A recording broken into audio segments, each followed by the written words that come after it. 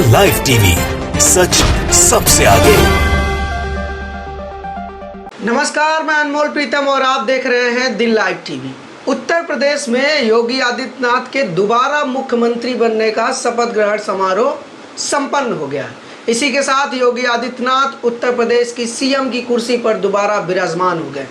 लेकिन सीएम की कुर्सी पर बैठते ही योगी आदित्यनाथ ने एक ऐसा फैसला लिया जिसके बाद से सवाल ये उठने लगा कि क्या योगी आदित्यनाथ के निशाने पर फिर से इस कार्यकाल में भी आजम खान और उनके बेटे रहेंगे।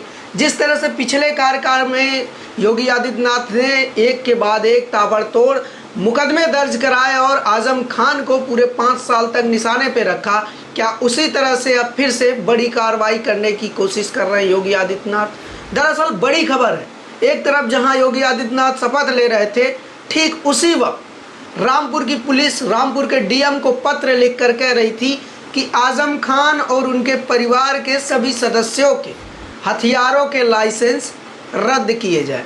आपको बताते चले कि रामपुर में आजम खान की खासी चलती है और एक धाक रखते हैं, और इस बार भी आजम खान और उनके बेटे अब्दुल्ला आजम खान दोनों ने विधानसभा की सीटें जीती हैं, जिसके बाद से मामला बढ़ा और अब जाकर उनकी जो लाइसेंसी बंदूकें हैं, जो राइफल्स हैं, उनको जब्त करवाने की तैयारी चल रही है। रामपुर पुलिस ने डीएम को पत्र लिखकर समाजवादी पार्टी के नेता आजम खान, पत्नी तंजीन फातिमा और उनके बेटे अब्दुल्ला आजम खान के नाम से बनाए गए सभी हथियारों के लाइसेंस रद्द करने को कहा है, क्योंकि उनके खिलाफ कई आपराधिक मामले दर्ज हैं।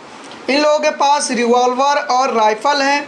इसकी पुष्टि करते हुए अपर एसपी संसार सिंह ने कहा है कि हाल ही में किसी ने उनके खिलाफ आपराधिक मामलों के बावजूद उनके पास हथियार रखने की शिकायत दर्ज कराई है। इसके साथ हम आपको बताते चले कि आजम खान और उनके परिवार पर कुल 200 से ज़्यादा छोटे मोटे केस दर्ज हैं, जिसमें बकरियां चुराने के जैसे मामूली आरोप भी दर्ज हैं।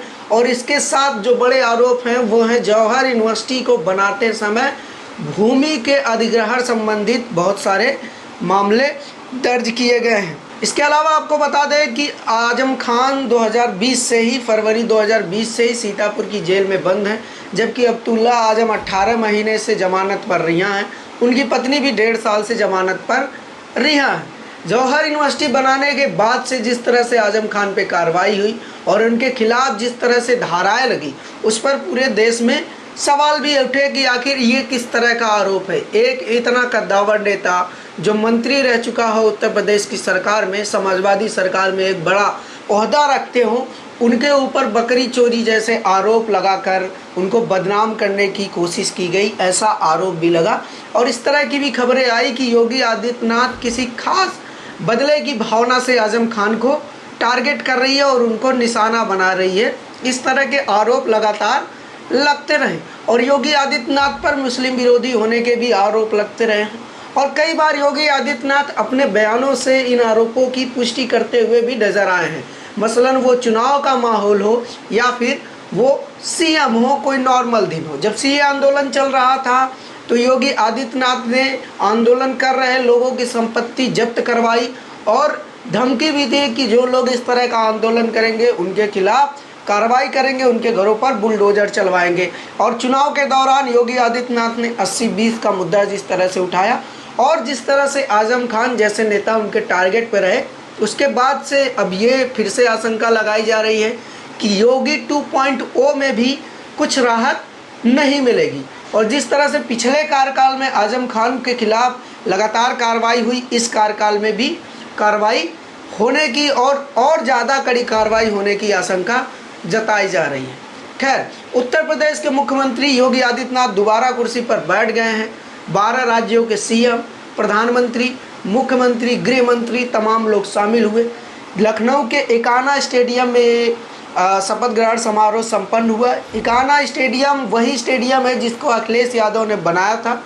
हालांकि इस पूरे शपथ ग्रहण समारोह के दौरान किसी ने भी अखिलेश यादव का नाम नहीं लिया, ना ही इस खूबसूरत स्टेडियम के लिए उन्हें धन्यवाद कहा गया। इस पूरे शपथ ग्रहण समारोह में 60,000 से ज़्यादा लोग शामिल रहे और गोदी मीडिया के एंकर मुझे लगता है सबसे ज़्यादा शामिल रहे, क्योंकि वो जिस हिसाब से पिछले 3-4 दिनों से लखनऊ की पल पल की गमले से लेकर झाड़ू लगाते कर्मचारियों तक की हर किसी खबर को ब्रेकिंग बना के पेश कर रहे थे। तो उस हिसाब से भी लग रहा था कि सबसे ज़्यादा अगर इस शपथ ग्रहण में शामिल कोई है तो गुर्दी मीडिया के एंकर हैं। खैर वो खबरें भी हमने देखी जब लखनऊ के तमाम संपादक और न्यूज़ चैनलों के रिपोर्टर योगी आदित्यनाथ के सामने झुक गए थे और उनकी बहुत आलोचना हुई कि इतना नहीं झुकना चाहिए, थोड़ी सी रीढ़ तो बचा के रखनी चाहिए। ये सारी बातें हैं, ये सारे सवाल हैं। और जिस तरह से योगी आदित्यनाथ दोबारा से उत्तर प्रदेश की मुख्यमंत्री की कुर्सी पर सब बैठ गए हैं, उसके बाद से ये सवाल है कि क्या योगी आदित्यनाथ बिल्कुल फिर वही पैटर्न अपनाएंगे और उसी तरीके से काम करेंगे, क्योंकि मुसलमान की जो इमेज गई इस बार चुनाव में कि वो पूरी तरह से सपा के साथ है। और जिस तरह से यादवों के ऊपर कार्रवाई हुई और यादवों पर फर्जी इनकाउंटर करने के आरोप लगते रहे मुख्यमंत्री योगी आदित्यनाथ पर, और यादव भी पूरी तरह से सपा में साथ रहा, तो क्या इस बार भी यादव और मुसलमान को चिन्हित करके या उन्हें निशाना बनाकर कार्रवाई करेगी उत्तर प्रदेश की पुलिस? ये सारे सवाल हैं, क्योंकि संविधान की जो शपथ लेकर आज योगी आदित्यनाथ फिर से उत्तर प्रदेश की कुर्सी पर बैठे हैं, क्या उस संविधान का पालन करेंगे और उस संविधान के उस आर्टिकल का पालन करेंगे जो ये कहता है कि जाति धर्म रंग से दूर हर नागरिक के साथ कानून बिल्कुल वैसे ही पेश आएगा जैसा कानून को पेश आना चाहिए। देखने वाली बात होगी इस बार योगी आदित्यनाथ की ये सरकार क्या रंग लाती है और किस तरह उत्तर प्रदेश किस दिशा में जाता है, और 2024 की जो ज़मीन बिछ रही है वो कितनी कारगर होती है। वहीं एक और दूसरी खबर है जो भारत को अमृत काल की तरफ ले जाने का इशारा कर रही है कि भारत में अब किताब और कॉपी 25% बढ़ गए, यानी कि जो किताब अब तक 100 रुपये में मिल रही थी वो 125 में मिलेगी, जो कॉपी 100 रुपये में मिल रही थी वो अब 125 रुपये में मिलेगी। तो दूसरी तरफ सवाल ये भी उठा कि जिस देश में किताबें महंगी होती जा रही हैं और फिल्में टैक्स फ्री होती जा रही हैं, उस देश का भविष्य किधर जाएगा, ये बड़ा सवाल होगा। क्योंकि इसके बाद से संकट सबसे ज़्यादा उन परिवारों पर आएगा जो परिवार गरीबी रेखा के नीचे जीवन यापन करते हैं और किसी न किसी तरह के सरकारी या गैर सरकारी अनुदान पर निर्भर होते हैं।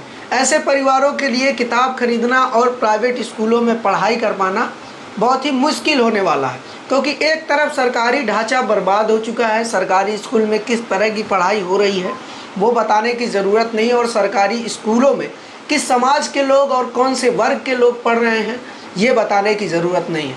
उत्तर प्रदेश का कोई भी ऐसा स्कूल नहीं है जो किसी प्राइवेट स्कूल से मुकाबला कर सके।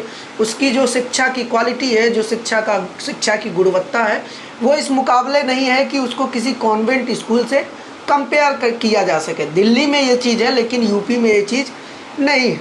ऐसे में उत्तर प्रदेश की 5 करोड़ से ज़्यादा आबादी जो गरीबी रेखा के नीचे शायद रहती है वो कहाँ जाएगी और उसके साथ उसके बच्चों का भविष्य किधर जाएगा, ये बड़ा फैसला होगा। क्या योगी आदित्यनाथ इस दिशा में कोई काम करेंगे? क्योंकि शिक्षा ही सबसे ज़्यादा ज़रूरी चीज़ है। शिक्षा, स्वास्थ्य, ये 2 चीज़ें एक आम नागरिक के लिए बहुत ज़रूरी होती हैं। ऐसे में अगर योगी आदित्यनाथ दोबारा सीएम की कुर्सी पर बैठे हैं तो क्या वो शिक्षा के रिफॉर्म पर काम करेंगे? क्या वो सरकारी स्कूल और सरकारी शिक्षा को इतना बेहतर बना पाएंगे कि वो प्राइवेट को कंपटीशन देने लगे जिस तरह से दिल्ली के सरकारी स्कूल दे रहे हैं? ये सारे सवाल होंगे और ये सारे सवाल लगातार पूछे जाएंगे। और सबसे बड़ा चैलेंज योगी आदित्यनाथ के लिए यही होने वाला भी है, क्योंकि पिछले 2-2.5 साल में जिस तरह से कोरोना और लॉकडाउन की वजह से तमाम छात्र पढ़ाई नहीं कर पाए, ऑनलाइन क्लास की बस एक बात रही, लेकिन सरकारी स्कूल में पढ़ने वाले बहुत सारे बच्चे नहीं पढ़ाई कर पाए। क्या उनके लिए कोई प्लान है? क्या उनके लिए कोई रोड मैप है? क्या योगी आदित्यनाथ इस दिशा में भी कुछ सोच रहे हैं या फिर 5 किलो राशन को ही विकास समझेंगे? ये सब कुछ तय होगा योगी आदित्यनाथ के अब के कार्यकाल और अब के लिए गए डिसीजन पे कि उत्तर प्रदेश का भविष्य किधर जाएगा। क्या एक सुनहरे भविष्य की तरफ जाएगा, या जिस तरह से उत्तर प्रदेश से उपद्रव की खबरें आ रही हैं, धार्मिक उन्माद की खबरें आ रही हैं और लोगों के पीटे जाने और मामूली बात पर कभी गोरक्षकों द्वारा लिंचिंग करने की खबरें आ रही हैं, कभी बजरंग दल द्वारा मुसलमानों को सताने की खबरें आ रही हैं, तो कभी सवर्णों द्वारा दलितों को पीटने की खबरें आ रही हैं। इसी तरह से खबरें आती रहेंगी। इन सब पे योगी आदित्यनाथ क्या स्टैंड लेते हैं और किस तरह से इन चुनौतियों से निपटते हैं, ये सब देखने वाली बात होगी। लेकिन तब तक की तमाम खबरें और अपडेट के लिए आप जुड़े रहिए हमारे साथ और देखते रहिए द लाइव टीवी।